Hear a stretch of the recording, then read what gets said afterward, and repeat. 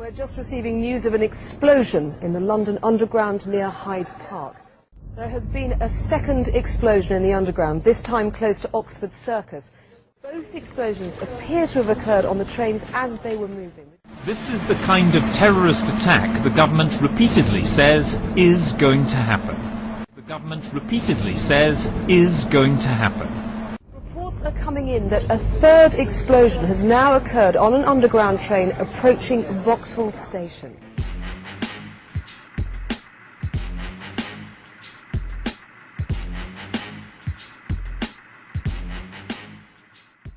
Soon. I think almost certainly we, the police, would put in access overload, which is basically we will have priority use of the mobile phone system. It'll cause very severe problems if you're going to take away people's use of mobile phones. I think we have to think very carefully about that. Our research indicates that something like 350,000 people alone are making their way towards the City of London at this point.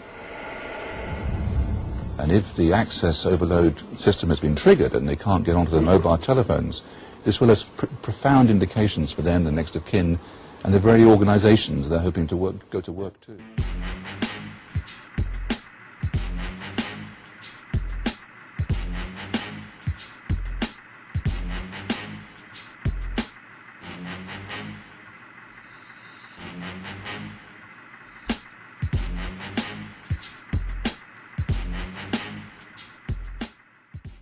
Today we were running an exercise for a company, bearing in mind I'm now in the private sector, and we sat everybody down in the city, 1,000 people involved in the whole organisation, but the crisis team, and the most peculiar thing was we based our scenario on the simultaneous attacks on the Underground and mainline station. So we had to suddenly switch an exercise from fictional to real.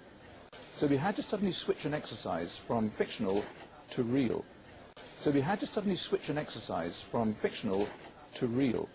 And one of the first things is, get that bureau number. When you have a list of people missing, tell them. And it took a long time. Just to get this right, you were actually working today on an exercise that envisioned virtually this scenario.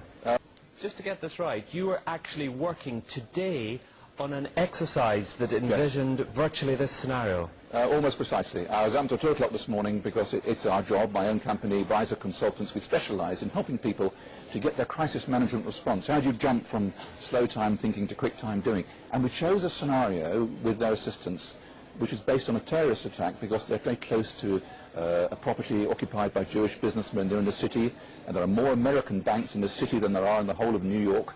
A logical thing to do.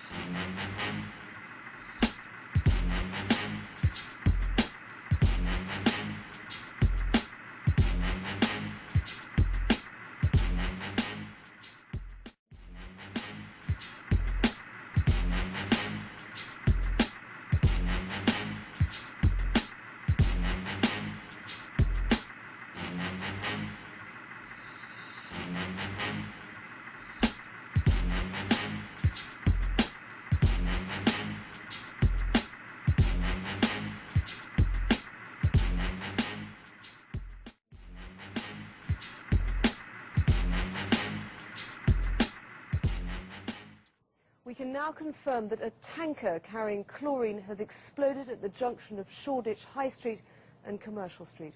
Chlorine is extremely toxic in this form, and the police are issuing express warnings to people to stay indoors, close windows and remain there until the all clear is given. Very serious position now with public morale and public information, because people will, I think, be reacting with terror, and I think the politicians and the people in Lance's position would now be wanting to get onto the media very, very quickly with any words of reassurance they could give about this, and I really don't know what they would be able to say. Police are still urging people to stay indoors until the extent of the chlorine release is known. They are repeating again, it is extremely toxic. First reports from the Commercial Street area suggest many casualties.